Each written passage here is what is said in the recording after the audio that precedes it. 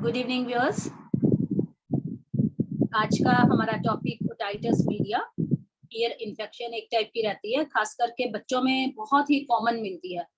कानों का दर्द और कानों में से डिस्चार्ज निकलना, पस निकलना, इन्फेक्शन हो जाना। बड़ों में भी होती है, ये नहीं कि बच्चों में है। और आज मेरे साथ आए हैं doctor Sanjay. Hello, Sanjay welcome. आज मेरी थैंक यू क्लिनिक जी। की हेलो। साइड पर संजय कुछ टॉपिक्स को मुझे सपोर्ट करेंगे। तो संजय इसके बारे में बताएंगे ओटाइटिस होता क्या है, कैसे पता लगता है, क्या इसकी रीजनिंग होती है। तो उसके बाद जो थोड़ा बहुत रहेगा तो वो मेरा पार्ट होगा। वेलकम संजय। हाँ जी। संजय बताओगे ओटाइटिस के ओटाइटिस बारे ओटाइटिस मीडिया, ये वर्ड में ही अ, ये है कि वो कहाँ का है मीडिया। ये एक्चुअली जो कान होता है उसके तीन भाग होते हैं, जो बाहर का हिस्सा है, जो में? अंदर का हिस्सा है और उसके अंदर का हिस्सा है, बीच वाला हिस्सा और अंदर वाला हिस्सा, है ना। तो जो हम्म, बीच वाला हिस्सा होता है उसके अंदर कुछ भी डिस्चार्ज होना, हाँ, हम्म, तो ये ओटाइटिस मीडिया कहलाते हैं, है ना। हम्म, ओटाइटिस एक्सटर्ना अगर बोला तो ये बाहर वाला हिस्सा, और ये जो नली है उसका पार्ट हुआ। लेकिन हम जो आप कंसर्न कर रहे हैं, जो बात कर रहे हैं, वो ओटाइटिस मीडिया की बात कर रहे हैं, जो बीच वाला हिस्सा है। Middle ear. हाँ, मिडिल ईयर। तो हम्म, उसमें डिस्चार्ज है, और वो डिस्चार्ज होने से पेशेंट्स को क्या क्या लक्षण आते हैं, उसके बारे में, उसके कॉजेस क्या होते हैं, इसके बारे में बात करते हैं। हमने देखा है कि ये बच्चों में बहुत इजीली होता है। फिर इसके दो तीन कारण हम देखते हैं। अगर एक्सटर्नल ईयर की बात करते हैं कि वहाँ से कोई इंजरी हुई है या कुछ इन्फेक्शन वहाँ से अंदर गया है ना, तो वो तुमको दिख जाएगा बाहर से। और दूसरी बात, जो ट्यूब होती है, स्टेशन ट्यूब जिसको बोलते हैं हम, जो मिडिल ईयर से होके हमारे गले के अंदर, हाँ, या सॉरी, इसके अंदर ओपन होती है, कैविटी के अंदर, नेजल कैविटी के अंदर, ठीक है। हम्म, तो कुछ भी अगर तुम्हें सर्दी जुकाम या कुछ भी थ्रोट इन्फेक्शन या नेजल कैविटी का इन्फेक्शन हुआ, तो वो एक्चुअली क्या होता है कि वहाँ सूजन आ जाती है, और सूजन की वजह से वो ट्यूब ब्लॉक हो जाएगी। उसके अंदर जो बैक्टीरिया गए तुम्हारे मिडिल ईयर के अंदर, वो पूरा ऑक्सीजन सोख लेंगे, और वहां पे एक वैक्यूम सा क्रिएट होगा। ये सिम्टम भी हमें दिख जाता है। सेम सिम्टम तुम्हें साइनोसाइटिस में भी देखने को मिलता है जी, लेकिन ये हेड के अंदर होता है, फेस के अंदर। ये कान के अंदर है, वो वैक्यूम क्रिएट हो जाता है। पहले क्या हो जाएगा, पहले जो जो ड्रम है तुम्हारा, ऐसे बाहर फूले वाला दिखेगा, और उसके बाद में जैसा ही वो ऑक्सीजन अंदर का पूरा बैक्टीरिया सोख लेगा, तो रिट्रैक्ट हो जाएगा। ये दोनों चीजें on examination of otitis media हमें देखने को मिलती है, ठीक है। दूसरी पार्ट, जो भी तुम्हारे गले का इन्फेक्शन की बात की है, जिसमें टॉन्सिलाइटिस है, राइनेटाइटिस है, फिर फेरिंजाइटिस है, इन्फ्लुएंजा है, और हाइजीन, जैसे हाइजीन होती है, नाक का ब्लो करना, हाँ, तुम फोर्सफुली ब्लो करते तो वो बंद हो जाती है ट्यूब, ये कान के अंदर नहीं जाना है। बल्कि कई बार हमने देखा है कि नाक तुम्हारे कान बंद हो जाती है ना। हम्म, फिर स्विमिंग है, तुम स्विमिंग करते हो, वहां से वो एंट्री हो सकती है। फिर बॉटल फीडिंग, जो बच्चों को माए बॉटल से फीड करती है, वो गलती से दूध नाक में जाके वो ब्लॉक हो सकता है, हाँ। फिर बहुत सारे फैक्टर्स हैं जो इसको ये करते हैं, लेकिन हम वो कॉजेस के ऊपर नहीं जाएंगे। इस बैक्टीरिया से होता है, हम सिर्फ देखेंगे कि इसके सिम्टम्स क्या होते हैं। ये दो तीन फेजेस में हमें सिम्टम्स देखने को मिलेंगे। जो कटेरल फेज होती है, उसके अंदर तुम्हें कॉन्स्टिट्यूशनल सिम्टम हम जिसको बोलते हैं, जिसमें बुखार आना, फीवर है ना, बॉडी एक है, साथ में राइनाइटिस या गले में दर्द है, ये भी रहेगा, ये पहले आएगा। और उसके बाद में कान के सिम्टम आएंगे। कान में अभी कटरेल में तो कॉन्स्टिट्यूशनल होगा, वो हम्म। तो तुम्हें कान फुले जैसा लगेगा, फुलनेस ऑफ ईयर लगेगा। फिर दूसरी फेज होती है कि अंदर जैसे पानी जमा हुआ है, एक्सोक्रिन जमा हुआ, तो उसके बाद में वो क्या हो जाएगा कि वो पानी जैसे जम जम कलेक्ट होता है ना, तो अंदर ऐसा फुल भरे वाला फीलिंग कंप्लेन करेगा पेशेंट। तुम एग्जामिन करोगे एयर ड्रम, तो वो बल्ज आउट हुआ होगा, ठीक है। हैवी उसके फील बाद होता हाँ है, हैवी फील होता है, सेंसेशन हैवीनेस की हाँ रहती राइट। है।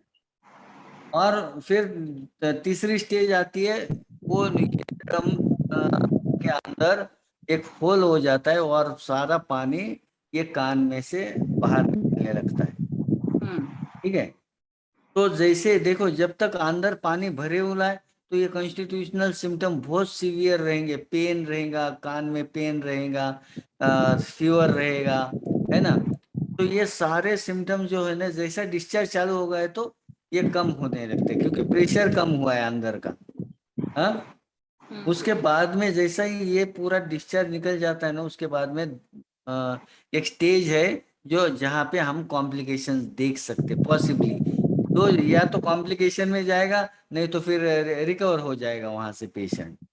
हाँ, मैं ठीक है। हमको तो मेडिसिन देनी ही पड़ती है, लेकिन कॉम्प्लिकेशंस इसमें हम लोग क्या देखते हैं, जैसे इधर पीछे मैस्टॉइड ग्लैंड है, वो उसका कनेक्शन है मिडिल ईयर से, उसका इन्फेक्शन हो जाएगा।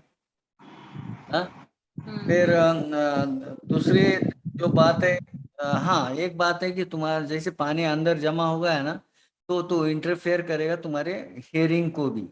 हाँ, पहले पहले तो आवाज में डिफरेंस आने लगेगा, अंदर से आवाज आएंगी। और जैसे पानी फुल हो गया समझो कि पूरा लॉस ऑफ हियरिंग भी हो सकती है। हाँ, टिनिटस हो सकता है। साथ में डिस्चार्ज है, डिस्चार्ज की उसकी क्वालिटी वो कितना पुराना है। हम सिर्फ एक्यूट की बात कर रहे हैं आज, है ना, क्रॉनिक की तो बात नहीं कर रहे। तो फिर ये या तो क्या बोलते, सीरो सैंगुइनस जिसे बोलते हैं, जैसे transparent yellow type fluid discharge निकल सकता है। नहीं तो फिर अगर ज्यादा इन्फेक्शन है तो पस भी निकल सकता है। अकॉर्डिंगली हमारी रेमेडीज चेंज हो जाएंगी, ठीक है। और उसके बाद में हम अगर बात करेंगे तो ये तो हो गया है सब कुछ। इन्वेस्टिगेशन की बात में ये तो मैनेजमेंट बहुत तरीके से कर सकते। ये आप लोग तुम प्रोमिला बहुत अच्छी तरह से समझा सकते हो। ओके, थैंक यू संजय, बहुत ब्यूटीफुली आपने डिस्क्राइब करा। तो अभी हम बात करेंगे इसकी मैनेजमेंट। जैसे डॉक्टर संजय ने बताया हमको कि ये इसके कॉजेज क्या क्या रहते हैं। मैनेजमेंट हमेशा कॉजेज के ऊपर डिपेंड करती है। अगर किसी को कोराइजा ज्यादा होता है, कोल्ड ज्यादा होता है, तो हमको मैनेजमेंट वहां करनी है।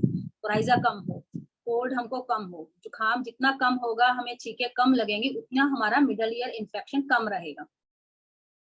इसके अलावा हम दूसरा ये देख सकते हैं कि नाक को ऐसे पकड़ो और फिर ब्लो करो। जब ब्लो करते हैं तो कानों में से हवा निकलती है, वो स्ट्रांग नहीं होना चाहिए, स्लो होना चाहिए पहले पहले। ये एक्सरसाइज कर सकते हैं। इसके अलावा हम स्टीम का प्रेशर ले सकते हैं, स्टीम ले सकते हैं, लेकिन स्टीम का भी एक लेवल रहेगा। हम जैसे 1.5-2 फीट से दूरी दूरी से स्टीम, एकदम से बिल्कुल क्लोज टू नोज नहीं होना चाहिए उसमें स्टीम ना। इसमें दूसरा यॉर्निंग, जितना हमारा बड़ा खुलेगा जो वहां पे इतना प्रेशर हमारे पड़ता है मिडल ईयर पर, वो यूस्टेचियन ट्यूब जो है उसका ओपन होना, उसका खुलना वो ज्यादा जरूरी है। बच्चों में जैसे यूस्टेचियन ट्यूब का ग्रोथ कम होता है कई बार, उस वजह से भी इन्फेक्शन होती है। वहां पे हमको क्या करना है, जैसे चिंगम कंटिन्यू बच्चे अगर चबाते हैं चिंगम को ना लगातार, तो यहाँ पे ये वाले मसल्स वर्क करते हैं और यूस्टेचियन ट्यूब के ऊपर भी प्रेशर पड़ता है। यॉर्निंग जो होती है वो प्रेशर देगी। ब्लो करेंगे हम नाक बंद करके, तो वो बहुत अच्छे से फर्क पड़ता है। इसके अलावा गर्म पानी लीजिए, कपड़ा भिगोइए और बाहर से ऐसे सेकना है, लेकिन ये कब, जब इन्फेक्शन होती है। मैनेजमेंट डॉक्टर ही बेहतर बता सकता है, कौन से टाइम पर, कौन सी स्टेज पर कौन सी मैनेजमेंट है, वो सीखना ज्यादा जरूरी है। ठीक है। इसके अलावा जो हमें डाइट इसमें लेनी है, vitamin E, C, E and zinc, ये हमारे लिए बहुत बेहतर रहेंगे, इन्फेक्शन को कम करते हैं। दूसरा, इसमें प्रोसेस्ड और कैन फूड और फ्रोजन फूड वो बिल्कुल नहीं लेना, जंक फूड नहीं लेना, इन्फेक्शन को बढ़ाते हैं, तो इस फूड को कट आउट करना है। इसके बाद हम ट्रीटमेंट पार्ट पर आएंगे। ट्रीटमेंट पार्ट, जैसे हम होम्योपैथ डॉक्टर्स को मालूम है कि ये डिजीज सिफिलिटिक रहती है, कौन से लेवल पर जाके कौन सी मेडिसिन है, ये देखना, ये समझना ज्यादा जरूरी है। अगर हल्का सा पेन हुआ है, इन्फेक्शन स्टार्ट हुआ है, सडन एक पेन आता है, उसके बाद ग्रेजुअली चला जाता है, तो बेलाडोना बहुत ही सिंपल है और हम ग्रो करते हैं, एक्सरसाइज से इसको रिकवर कर सकते हैं। बहुत ही अभी शुरुआत है, कई बार मरीज इसको स्किप कर जाते हैं, या जिन मरीजों की सेंसिटिविटी ज्यादा रहती है, सिर्फ वो मरीज इसमें मेडिसिन लेने हमारे पास आते हैं। ठीक है जी। ये एक एकदम से रेडिएटिंग पेन और एकदम सडन पेन होती है कान में से, और इसमें हम बेलाडोना यूज कर सकते हैं। और लोअर पोटेंसी में व्यूअर्स, प्लीज मेडिसिन को आप जो हम बताते हैं उसको यूज करने की कोशिश मत कीजिए, ये सिर्फ हमारे बडिंग डॉक्टर्स के लिए या मेरे साथी डॉक्टर्स के लिए ही है, जो इजीली समझ सकते हैं कब और कैसे यूज करना है। कैप्सिकम है, बर्निंग पेन होती है इसमें, and increase by cold and relieve by heat. ठीक है। कल्केरिया सल्फ एंड आर्निका, जिसमें ब्लंट एक इंजरी होती है, खास करके कल्केरिया सल्फ में अगर स्लैप से, बच्चों के हम कहते हैं ना, चाटा लगा दिया और उसके बाद कान दुखना शुरू हो गया, उसमें कल्केरिया सल्फ, आर्निका भी कुछ चीजों में काम कर सकती है। कैमोमिला टीदिंग चिल्ड्रन में, बच्चे जब दांत रखते हैं तब बहुत बच्चों को जुकाम होना इजीली, या उनके इन्फेक्शन होना, कान दुखने, ये स्टार्ट होगा। पैरमफॉस इनिशियल इन्फ्लेमेशन के ऊपर हम देते हैं, जिसपे वीकनेस रहती है विद स्वेटिंग, और इसमें एक की नोट है, डायरिया फॉलो करता है हमारे मिडिल ईयर इन्फेक्शन को, बहुत ही अच्छा इसका ये सिम्टम है।